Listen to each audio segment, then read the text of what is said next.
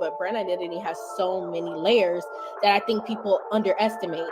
One of the biggest things that I was like owning on, and I still own on to this day, like brand identity is not only your logo. Brand identity is not just your logo. You're tuned in to the Event Gems podcast, the podcast where coaches, consultants, and speakers learn how to produce transformational and profitable events. I'm your host, Natasha Wright, Chief Experience Curator at the Diamond Butterfly. Join me and other industry experts as we teach you how to maximize the power of your next brand building event. Time to drop those gems. Let's fly. Hey, Trailblazers. Welcome to another episode of Event Gems. Today, I am super excited to bring you a branding consultant. Her name is Kiana Powell. Kiana is a trusted brand consultant and owner of Forward PR, which is a full-service branding agency specializing in helping women entrepreneurs in health and wellness, hospitality and tourism, and special events industry increase their brand exposure and confidently position themselves as experts. So, without further ado, let's welcome Kiana to the Event Gems podcast, y'all. Hi, everyone. Hi, Natasha. How are you? I'm good. Welcome. Thank you so much for joining me and being here today. I'm excited for our conversation. Thank you for inviting me. As you guys know, we're going to kick it off with Insight Gems. So we're going to get a chance to know Kiana a little bit more, just little tidbits about her, see what are some of her preferences. So Kiana, are you ready? I think I am. Let's go. All right. We're going to get right into it. All right. Is it morning or nights? Like, which one do you prefer? Nights. Share your food or don't share your food? I share my food. I don't mind. Oh, okay. Your husband must love you then. Shopping online or shopping in the store? In the store. Okay. Oh, wow. That surprised me. Okay. Plans. Really? Yeah. Plans or surprises? Although I like to say surprises, plans. Me too. I'm like, don't surprise me. Are you an introvert or an extrovert? Funny enough, as I get older, I feel like I'm in the middle, but I'll say extrovert. Yeah, like an introverted extrovert. Yeah, that's how I think of myself too. Yeah, for sure. And do you think it's better to have education or experience? Or which one do you prefer, education or experience? Ooh, that's a tricky one. I'm going to always go back to the foundation of education. I think education is always fundamental. Yeah. And then from there, you could build the experience. Yeah. Love it. All right. So I hope you guys got a chance to see what Kiana likes. So next time, if you bring her to a restaurant or you take her to lunch, just know that she'll share her food. So you don't have to worry about it. All right. So let's get into the conversation and learn all about branding, what it is that you do. So Kiana, can you tell us a little bit more about yourself and your business and the services that you provide? Yes. So I'm so excited to share that I actually missed my anniversary for business, but we actually 6 years in. The agency is called Forward PR, and I've been in the industry since 2015.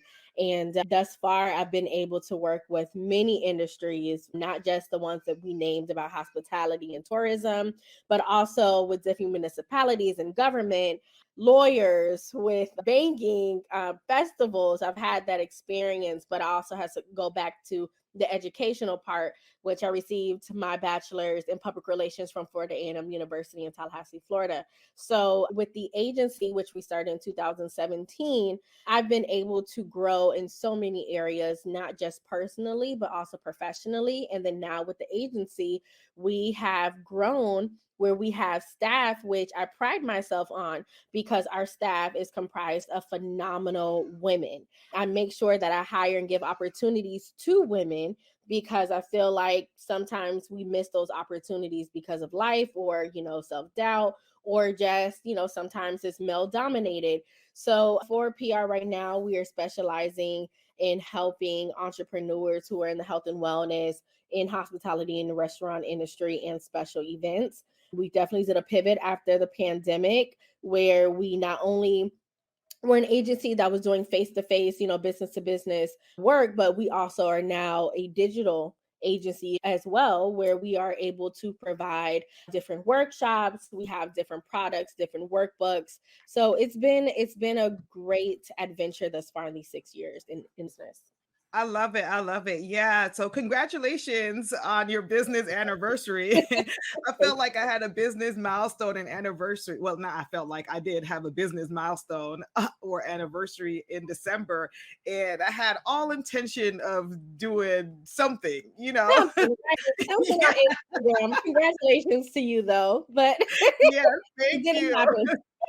Yeah, it did not happen. I was like, all right, so I think maybe I'm gonna do like a IG live and just have some balloons and just talk about the What journey. you've So been doing in the mouth and what everybody's been doing. No, yeah, yeah, yeah, it, Instagram it, has it to just didn't show me. happen.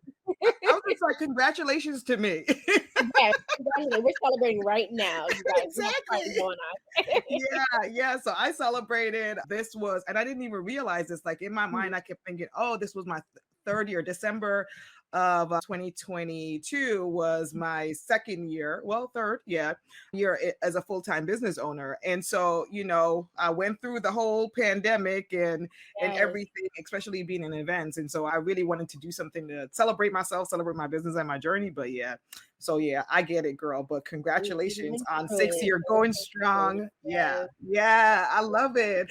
So you said that you ended up pivoting during COVID and the pandemic.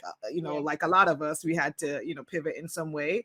So what really inspired that pivot? That move that you did. You know what? The inspiration was being forced to think about how am I going to be able to move forward? How am I about to survive? At that time, the pandemic, I had a 1-year-old son. He was just turning one. Like we just celebrated his birthday.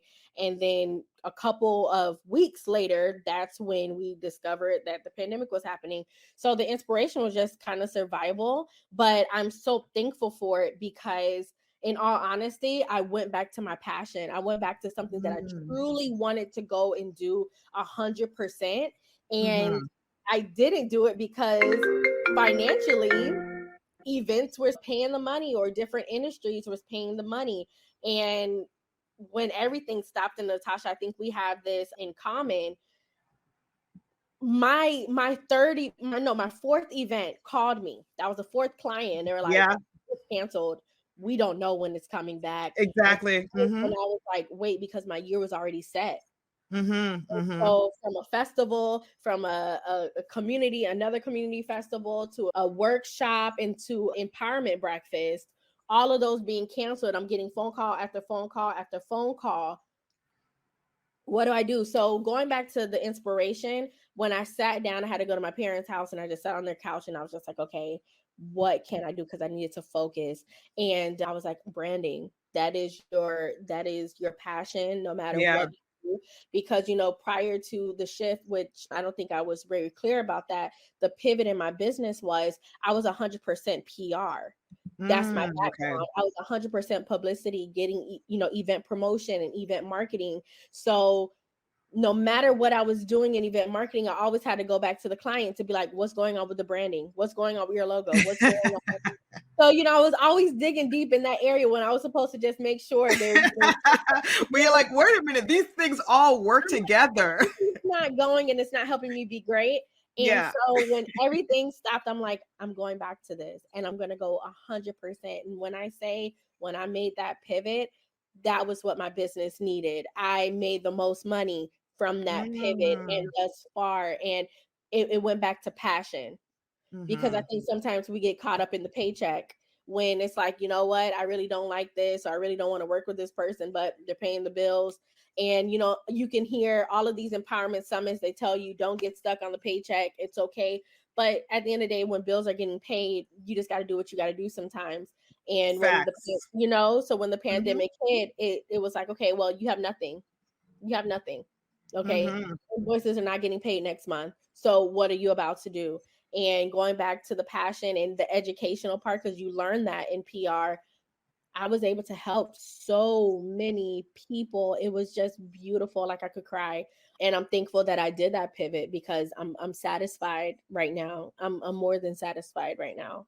Oh, to be honest. I love it. I love it. And, so Kiana lives here in South Florida with me. And, I've worked with Kiana on projects before as well. And I definitely saw the shift on your social once you started to really lean into branding and ramp it up. I was like, oh my God, she is killing it right now. It was just like a whole new version of you, I felt like. At least from a social media perspective and the way that you were marketing your business, it was a whole new way that you were doing things. And I thought it was fun. And I thought it was, like very aligned with who you are, like who I know you to be in person. You know what I mean? Like your social media game, like really stepped up, and it was just funny. And she was doing like some cool reels but informational funny reels, so I I had thought to that was really focus. I cool. was like, okay, I can't post the kids anymore. I need to educate. I need to let Mm-hmm. them know where to place me, because Natasha, nobody knew what I did. That was the problem. And that's why I I feel like help that was the every same with other me. entrepreneur. You know what I mean? They don't know what we do all the time. They're Mm-hmm. like, I thought you worked for this city. I thought you did this. I thought you worked for this. And I'm like, they were clients. They didn't even know that I had a business. Like, that's Wow. contracted work. I'm not an employee. Those were Yeah. contracts. And I had to step back and realize, one, I say, Natasha, the pandemic made me step out of other people's shadows, and not in a bad way. I just felt like I got comfortable being the second person, Behind or the scenes. behind the scenes. That's Mm-hmm. in PR. That's what you do. You don't need to know who put out the press release. Just know that it was out and we secured media. And I had to make myself the client at that time, and get in front and own up and let people know, this is how I can help you. I had to go out and get my own clients. That was something that wasn't happening before. I was usually contracted with big groups, and this time around, Mm-hmm. everybody in that big group was trying to figure out how they were going to survive. So, Yeah. Yeah. you know, And I felt like in a way, and it was kind of like the equalizer, with the mhm, pandemic. Like I remember initially, like right out of the gate with the pandemic, I read, I follow like an industry newsletter or whatever, mhm. and they were saying how a lot of event managers or event planners, like corporate event planners, like they had never worked in the virtual space before. Like something like 85% had never worked in the virtual space before, had no experience with virtual events. So I took that as, all right, that means that Saw somebody who you. might have 20 years experience, I'm about to be on the same level as you, because now I'm going to learn all these virtual platforms, and I'm going to learn how to create more engaging virtual events. And that's really where my business took off during the pandemic, was because I was one of the few people that people knew who knew how to do virtual events very well. And you do Beyond it Zoom. so well. You do it Yes, so thank well. you. And that's something that I'm so proud of you, because as an entrepreneur, sometimes you have to take, like, I was fortunate enough to be able to grow this business with my passion, but I also saw a need. And I was able to meet that passion and the need in the middle, and flourish. And for you with events, then you saw the need for, virtual events. You Hmm. met it in the middle. And I think that's what a lot of people have to understand. Find that problem and figure out if it's something for you, and Hmm. see how you can take it to the next level. And nobody was owning that virtual space. Everybody was trying to keep up. Honestly, I saw people give up, Yeah. and I didn't see Oh, I've anybody seen. Yeah, try I saw to that learn. too. And Hmm. so when we started working on things, and I saw you step in and do I was like, oh, she's killing it. And I don't want to Yeah. learn this. I Yeah. want to like you do You're it. like, this not my lane. You do the Yeah. graphics, the social media. I got Yeah. you. But she owns this space, and I've seen you dominate it. So another Thank you. congratulations to you, because you do a phenomenal job. Thank you. Thank you. I appreciate that. And I received that. And I think this is a lesson to all business owners. It doesn't matter like what level, quote unquote, right? What level you think that you're on. It's really just kind of finding that space where there's an opportunity, and an opportunity that you already have like a skill set or a passion for, and just really leaning into it. And kind of like you said, Kiana, is bossing up, right? Like really showing up for your life and your business, and letting people know what it is that you had to offer, because I was in a very similar place like you, where people would be like, I went to an event, and because I've done so many different things, like there were 4 different people that I haven't seen in however long, because now I'm finally getting back outside. Mm-hmm. And they all had different versions of what they thought that I did. Isn't One it person asked me if I hilarious? was a yoga instructor. I said, yoga instructor.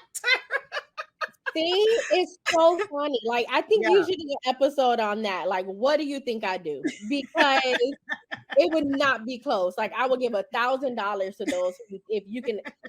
My mom can't even explain. She just knows that the bills are getting paid, and I'm able to live this life that I'm manifesting and I'm working hard for.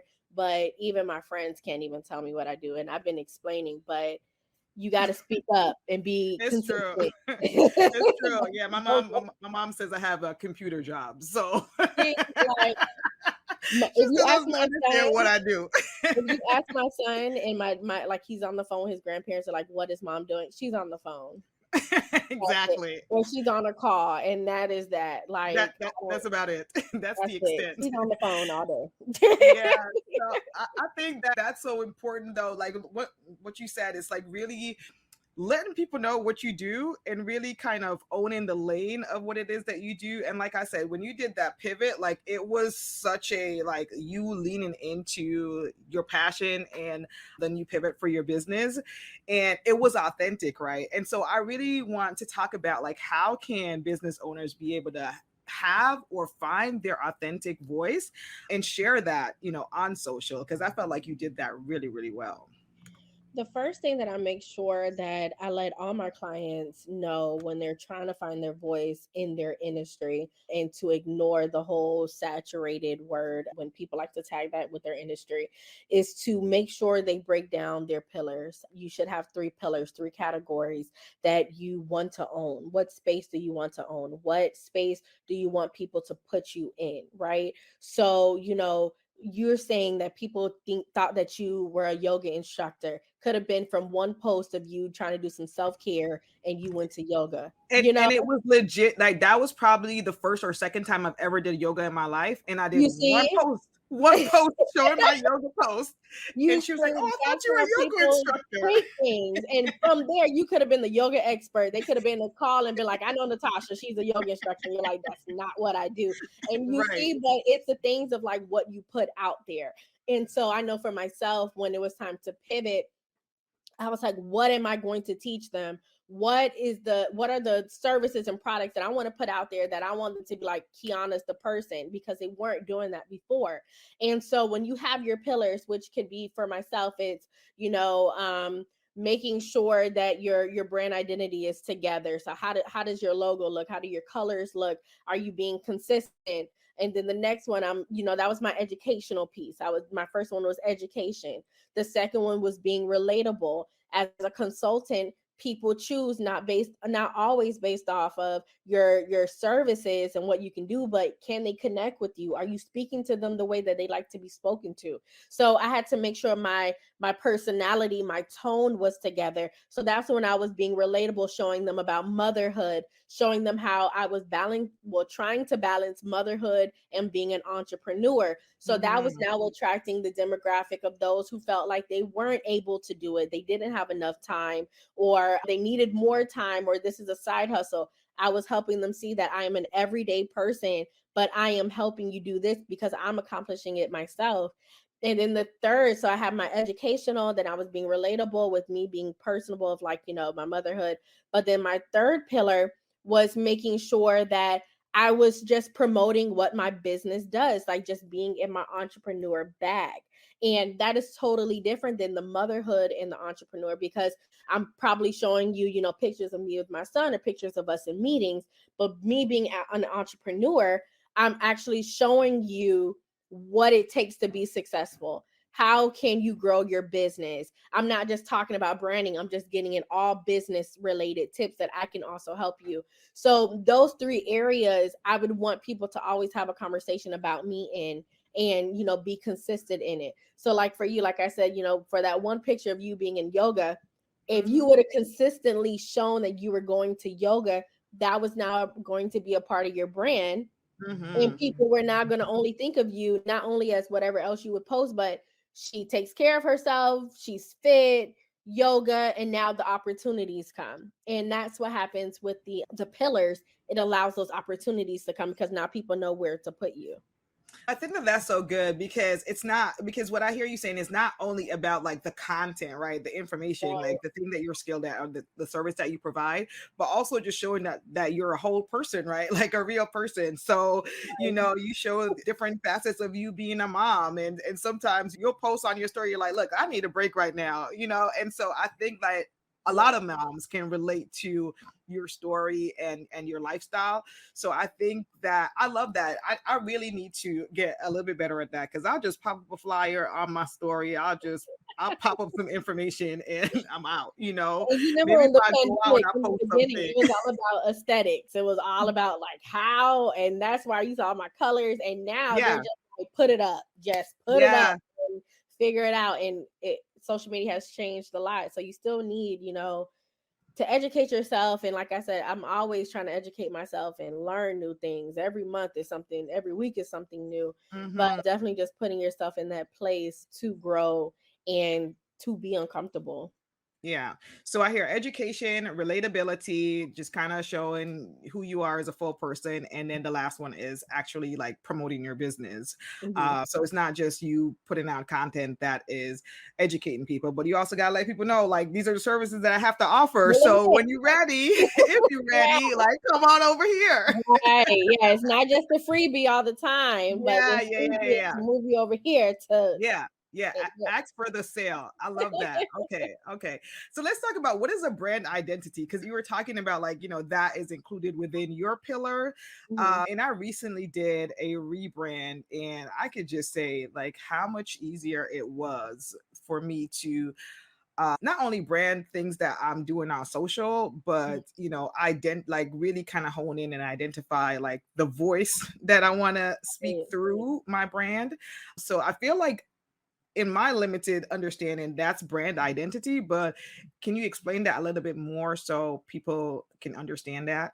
Definitely. And that's usually like step 2 in my Okay. process of working with everyone. My first one is to always make sure they are clear with their vision, their purpose, and where they want their business to go, and then their messaging. But then the messaging falls into the brand identity always. And usually my brand identity and target audience always kind of like click in together. But brand identity has so many layers that I think people underestimate. One of the biggest things that I was like owning on, and I still own on to this day, like, brand identity is not only your logo. Brand identity is not just your logo. I think that's Listen, that's what I thought. I was like, I just need the proper that's logo the up. simplest form that people want to put out there because it's Hmm. easy. But it's not just that. It's your logo, it's your fonts, it's your messaging, your messaging and tone, it's your color palette, it's your tagline, it's all of those. Your identity is who you are, your characteristics. And so the easiest way to think of it is is a person. Think about yourself. What are your characteristics? How do you usually have your hair? How do you usually talk to people and communicate with others? How do you usually, what do you usually do? So those different things in a business are kind of equivalent. How are you coming off? Am I going to recognize you? Are you using the same, I don't know, cursive font every time you put something out? Is your tone always humorous? Is it always serious? Is it always educational, inspirational? Your logo, is it something that I can identify with my eyes closed? Like if you name little elements, I'll remember. Those are the different things that you need to keep in mind with your brand identity. Is not just your logo, it's just how you come off. And especially now in this digital space, that's why fonts are so important. If you go back on my Hmm. social media pages, I kept the same font throughout. And if you look at these corporations, they keep the same font. We all know what Coca-Cola looks like. We all know, the font for Disney and for different cars. That's brand identity. How can you identify that brand easily, really and truly? Yeah, that is so good. So I used to just kind of use the whatever, Canva had as their templates, right? Whatever looks pretty, whatever looks cute. And then once I rebranded and I knew, okay, these are my fonts, these Yeah, are my colors, it really gave me a lane to stick within and focus my message in. So I don't have to think about all those other things, right? I really think it alleviates the stress and the pressure of design if you're not necessarily someone who is a designer or have a design background, right. And it sets you apart from competitors. Like, funny enough, Mhm. once you put something out that's gold, people want to replicate that. And so it was a time where someone who I felt like had a higher, not felt in numbers, they have a higher reach than I do. Mhm. Started seeing that they were using similar colors as I was using. Mm. And one of my friends was like, I thought this was you, but it's not. And it made me feel good. I had no issue with that person using my colors because I didn't own those colors. Those weren't my official brand colors. They weren't trademarked or anything like that.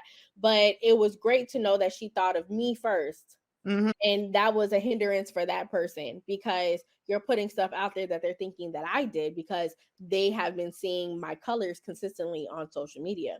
So that's another beneficial way where you keep it consistent, where people see it, you'll be amazed. When we see red and yellow, we're not thinking of Burger King.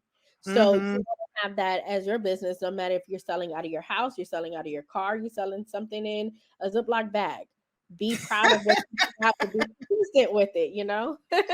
Yeah, but I think that that's a really good point because to what you just said, there's a lot of times I'll see things scrolling down social media and without even seeing the person's profile, I know exactly who just posted Mhm. that.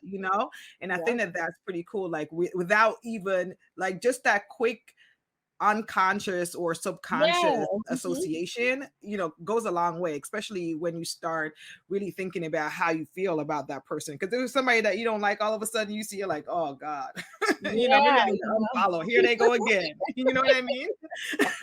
Or wow, I know that so and so is about to give some good information. Let me go onto her page and see what's up or what's the latest or whatever the case may right. be. So that's a really good point. And I think that that also leads us into talking about like branding for events, right? So in one of the previous episodes, I talked about the different types of events that you can host to grow your business. And one of the things that I talked about is that I really want to start getting out there more because I feel like I've been locked in quarantine, Mhm. and also just talking about how we can go to events that are trade or expo related, right? And maybe having a booth or having, something set up so you can engage with Yeah. people who might be your target demographic or who might be your ideal audience. So can you talk a bit about, when you're working with some of your clients, what is that event activation looking like? How can we as business owners, if we want to set up a booth or, participate in an event where our ideal clients might be, what are some things that we need to be thinking about when we're activating at these events?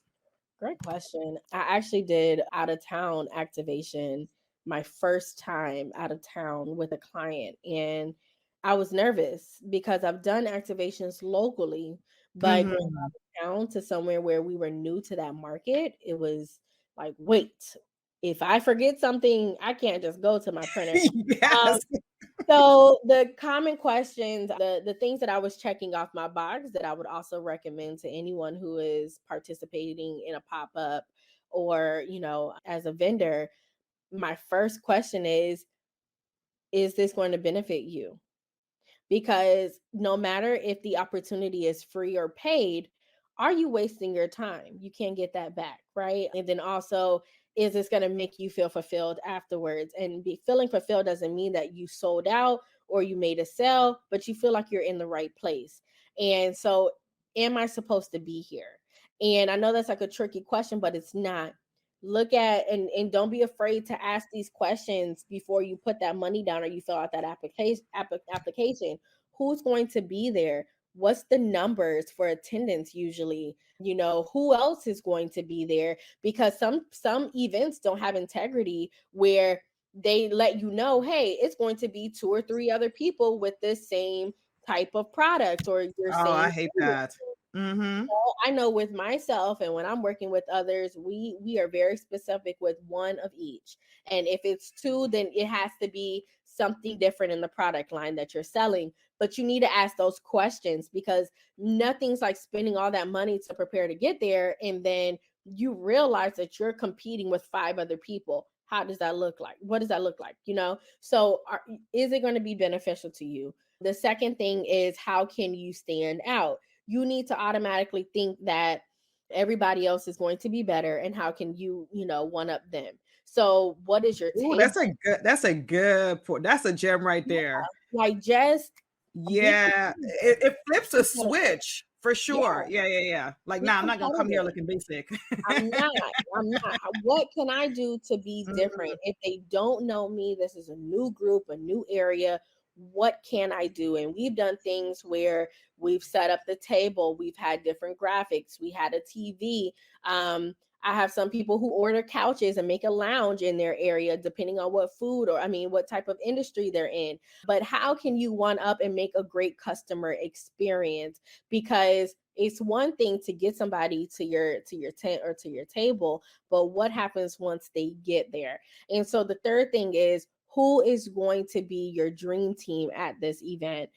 We sometimes, we feel like we don't have a team, but you have somebody that that is good at taking, with accounts and making sales. You might have somebody who's good with money. You might have somebody who's good with decorations. You should never go somewhere by yourself, at least not in the beginning part of it. Try to get a team where you can focus on whatever you're good at. I've had moments where sometimes the entrepreneur wants to, own every portion of it, and the success rate is low. But like for me, if you mhm. pull me in, or if they pulled you in, you focus on what you know, and they can focus on what they need to focus on, and you have success.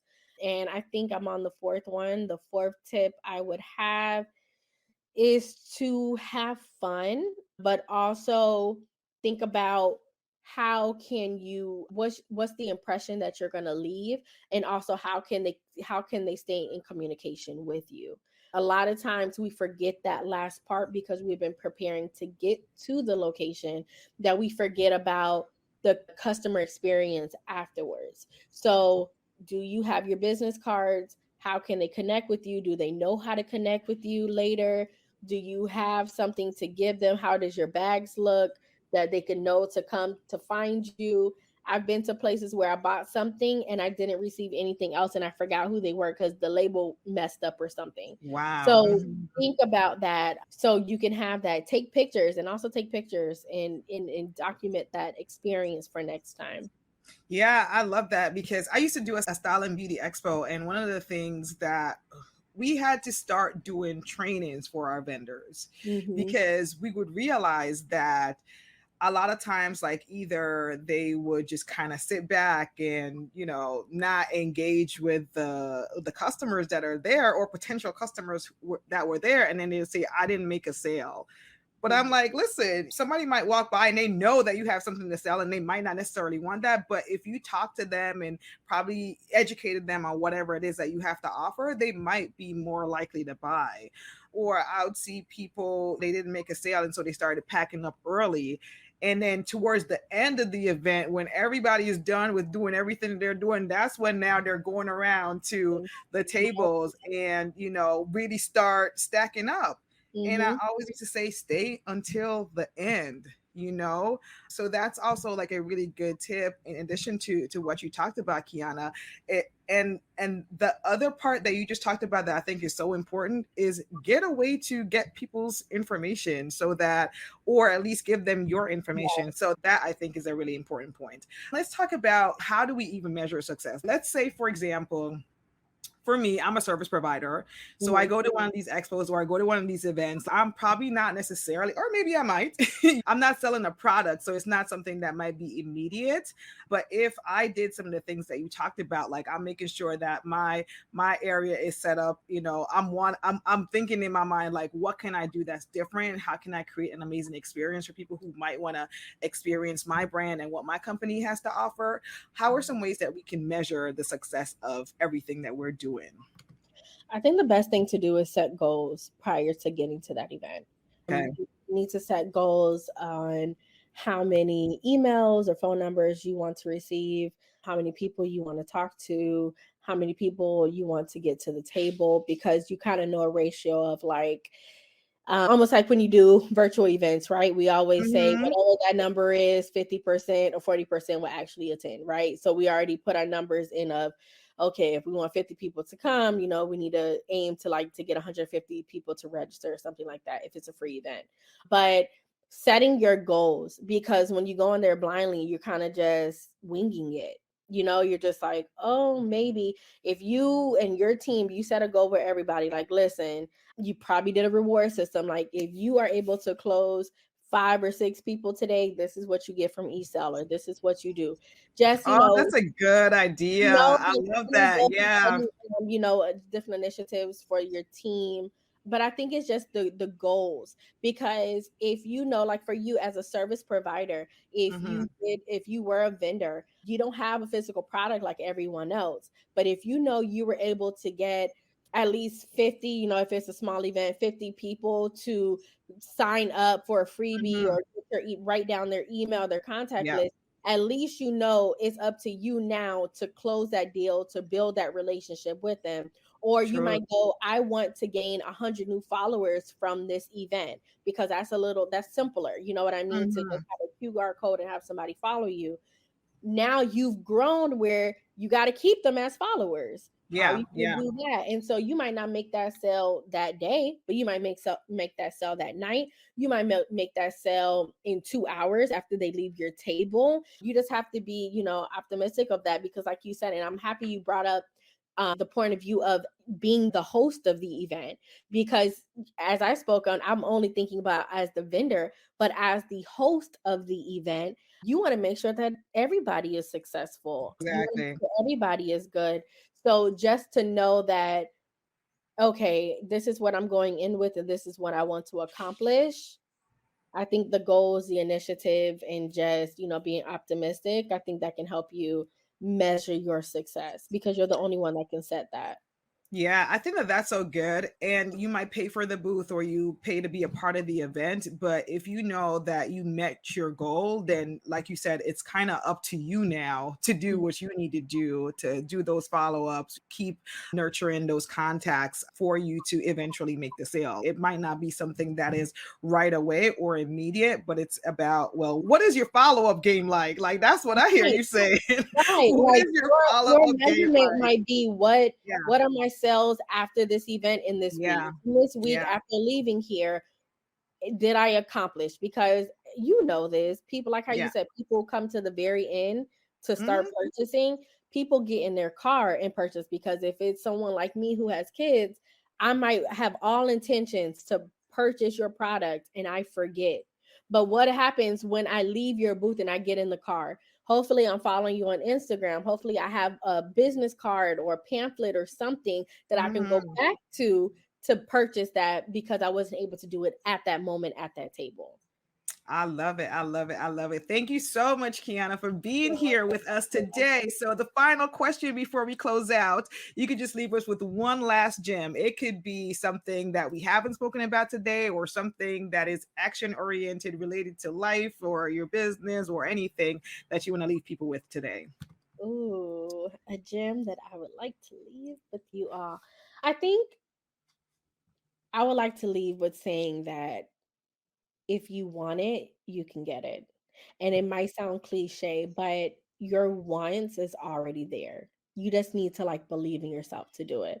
And even talking to you about even that last questions about measurable, I think if you are realistic with yourself and you are staying in your lane in a sense where you are setting goals that you know that you are going to be able to accomplish, even if it sounds far fetched, but you know that you can do it, go after it. So I think a double whammy would be like not to compare yourselves to others. Just remember that you are in your own space and you can get done what you want. Don't look on the side of you and anybody in the back. Just do what you do best and just try to go 100% with it. I love it. I love it. I love it. And that's how we gonna close it out, y'all. We gonna close it out like that. I hope you guys learned some new information. If you love this episode, please like, share, and subscribe. And until next time, I hope you caught those gems. Now let's fly. Bye. Bye, you guys.